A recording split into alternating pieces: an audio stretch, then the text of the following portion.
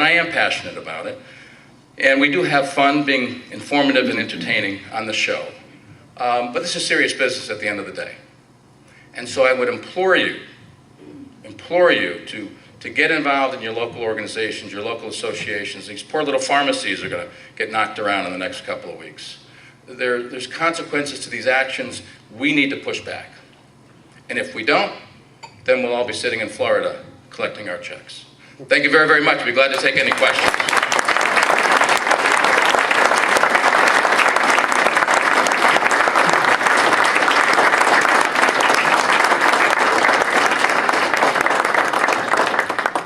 Fergus told me that at 1 o'clock we all leave.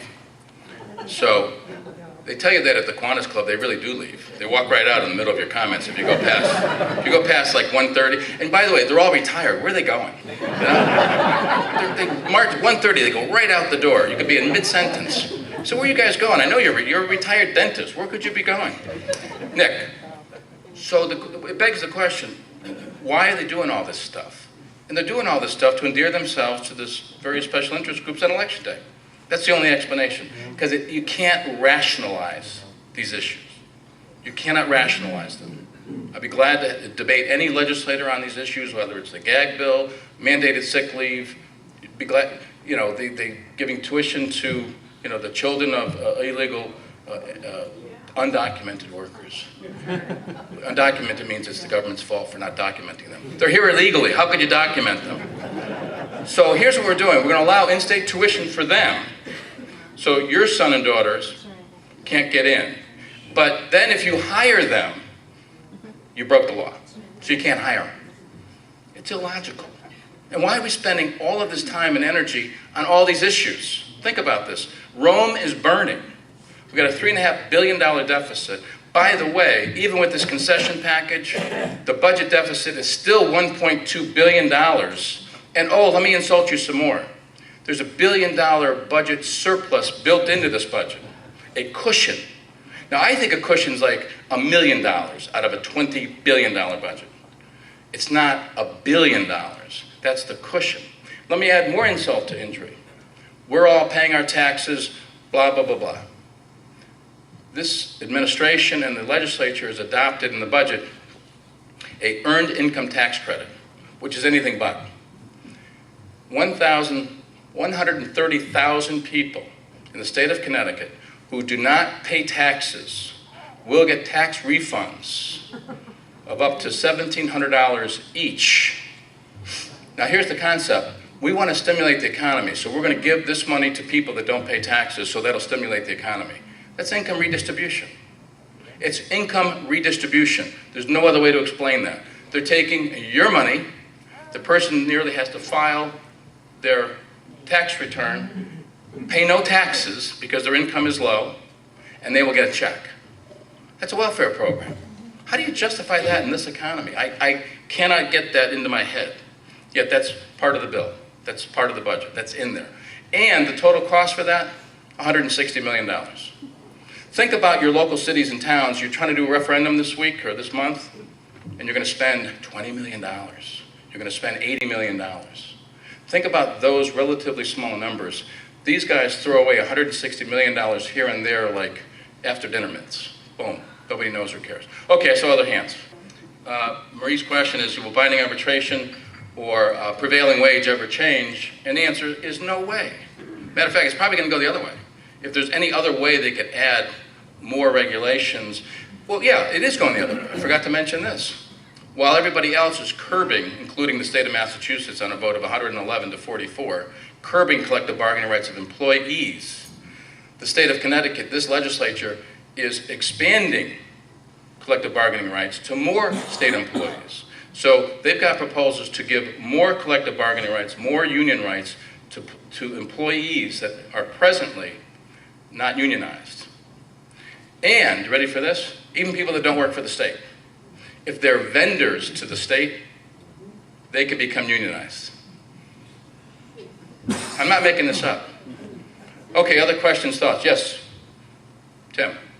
Well, listen, if you think about half the legislation that's proposed and passed, including including mandated sick leave, the gag bill, transgender, whatever the issues are, the taxpayer funded, it's all self-preservation. It's all for political benefit. It's all to pander and endear themselves to various special interest groups. So by having the taxpayer-funded campaigns, that basically guarantees that the Democrats, for the most part, who passed this and were in favor of it, they want to make sure that no one can get in the race, like a Tom Foley, who can spend his own money. And he did, and I think Mr. Malloy got $6 million at the end there.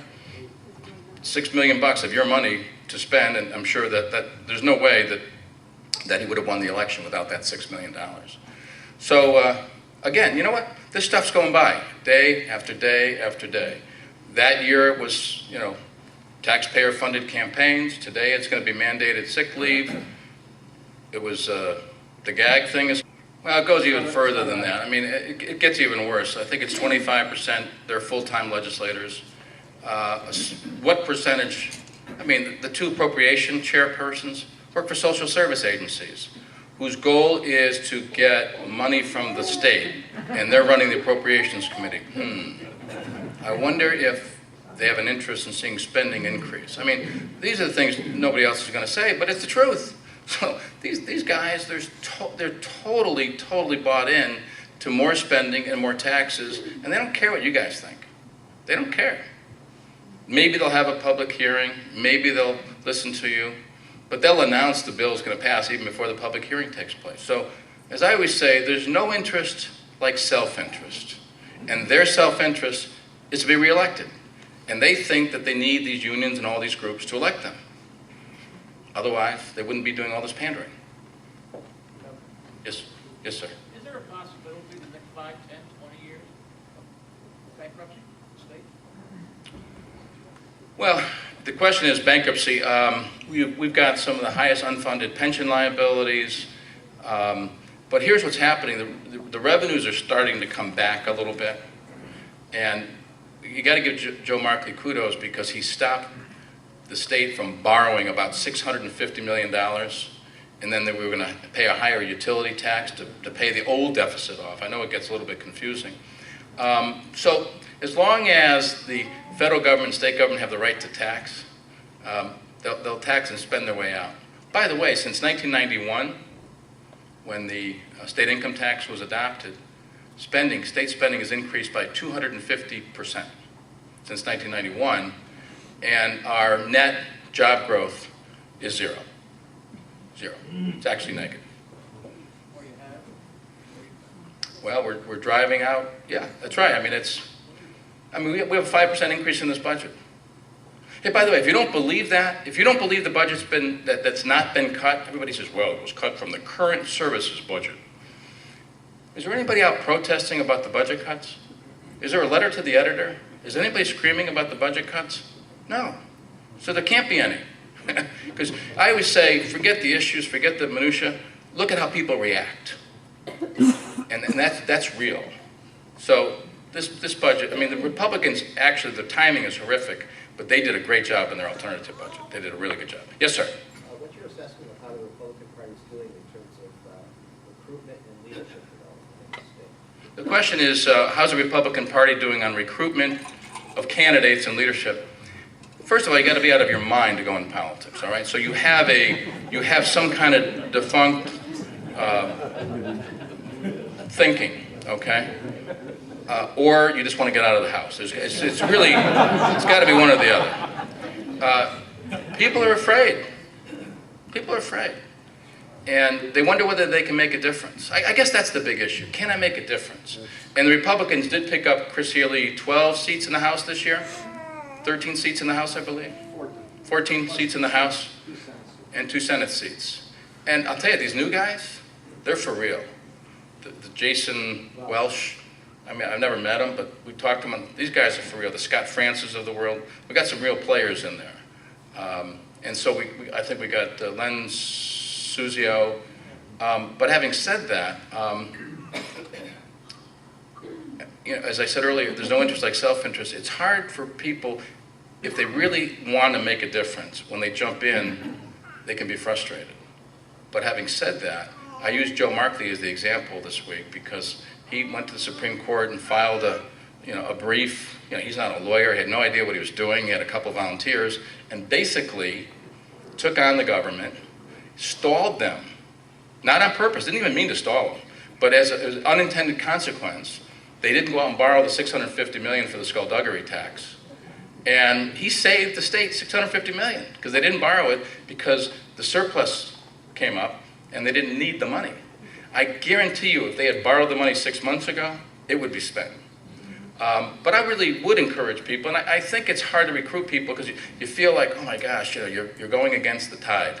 But don't forget, there hasn't been a Democrat governor in 20 years in the state of Connecticut. So we need to do, and I know the state party and others have worked hard at it, but it's a hard call. It's a hard call. One last question. Yes. Why do you think there's so many unaffiliated voters now? That's a good question. I think the question is, why so many unaffiliated? I think people have basically turned off the politics with good reason. And they're turned off the R's and the D's, so I'll not register. What they don't realize is they've denied themselves the chance to vote in a primary, which in some cases, especially in our cities, that determines the election, the primaries. So I think people, they want the right to vote, but they don't want to be associated with one side or the other. And our parties are polarizing. I mean, what's happened in Washington and in Hartford has changed dramatically in 20 years. When I was in Congress 25 years ago, Tip O'Neill, Ronald Reagan, Bob Michael, it was like a love fest. They didn't insult each other. They didn't challenge each other's motives. Here in Connecticut, when I was governor for 10 years, Tom Ritter and I could do the budget on the back of an envelope. Our leadership met together. We all worked. I see Mike shaking his head, he knows. We worked together. We didn't insult each other. We didn't, we didn't pass partisan budgets. If I look back during those 10 years, I'll bet you we had 90, 95% of the legislature voting for all the budgets. There was no Republican, Democrat budget. It was everybody working together. Those days are, I don't know if they're gone forever, but they ain't around right now. That's for darn sure. All right, Fergus, I see you moving around. Why don't we take one question? I understand that sign. I've gotten that at home. I've gotten it on the radio many, many times. Again, I thank you for your courtesy and your time. As a friend of mine said, every time I listen to you start to describe this stuff, I get so mad I start banging the front of my car. He says, but I have to keep listening because I don't want to miss anything. So I'm hoping that you'll feel that way as well, that you got to keep listening. Well, hopefully you'll be entertained, but because we're going to try to continue to kind of unravel some of this complicated stuff, and it is complicated, and it takes a little bit of time. But we're all in this together, and remember, our children and our grandchildren, let's go fight for them. Thank you very much.